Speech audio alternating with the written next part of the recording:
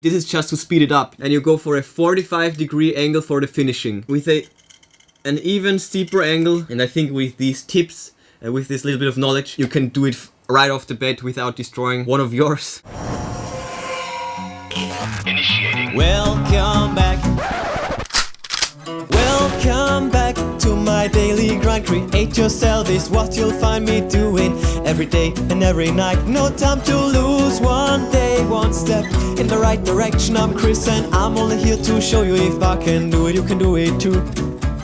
Welcome back to the vlog. It is Friday, another day, another chance to push hard, and the topic for this vlog is how to sharpen hole punches from China. So let's get it. By the way, all the DIY projects right here, watch them all. But before we get started, love goes out to all my subscribers. Thank you for making all of special and worth living to the max. So let me try to give back with a sweet video. So in my last vlog, check it out right here, Sharpening Them, I learned quite a few things, and in this vlog I will tell you all my learnings and all my tips and tricks that I gathered so far. I was able to sharpen the 10mm hole punch quite nicely. I can now punch sweet holes through paper. So let's get right to it. So the idea is to have basically two rotary tools, because in my mind it is the best to first of all spin this around so that you get an even surface all the way around, and then with a second rotary tool, this is just to speed it up. You can also just use a drill, for example, spin this and then grind it against the surface, but this will be fairly slow. Okay, two rotary tools. Then it needs to be fairly exact. And when I sharpened the first one, it was so wobbly, speed wobbles, that one side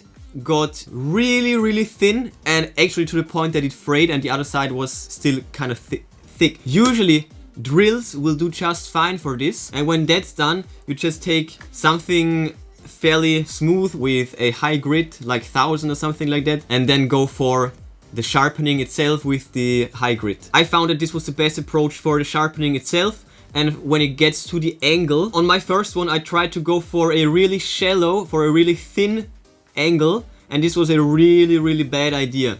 Like, I went for a really thin angle. This is also another reason why I frayed the edge on the first one. The first one is pretty much trash, I think. I would suggest that you go for a 60-ish degree angle until it's fairly thin, until this up here is pretty much gone. This will be the rough work.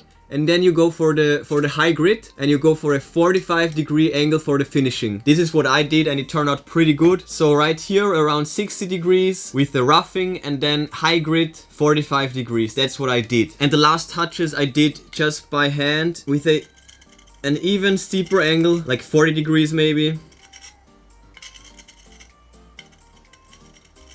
And when you cut paper, just by turning it almost,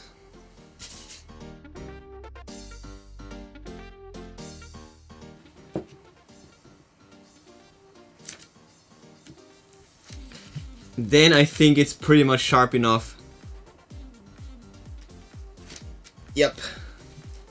And lastly, I took something like this little thing right here, and I scrubbed the insides, and this pretty much made it sharp enough to punch a hole through paper. It's not that hard to do. It's a bit time consuming. This was my first time, and I had no real issues. So it's easy. And I think with these tips and with this little bit of knowledge, you can do it right off the bat without destroying one of yours. And yeah, that's it for this one. Smash the like button the way I smashed one of my hole punches for gathering knowledge. Bang the bell like to never miss DIY projects, and check the recent news on ChrisViral.com. And yeah, that's it for today. I will see you tomorrow.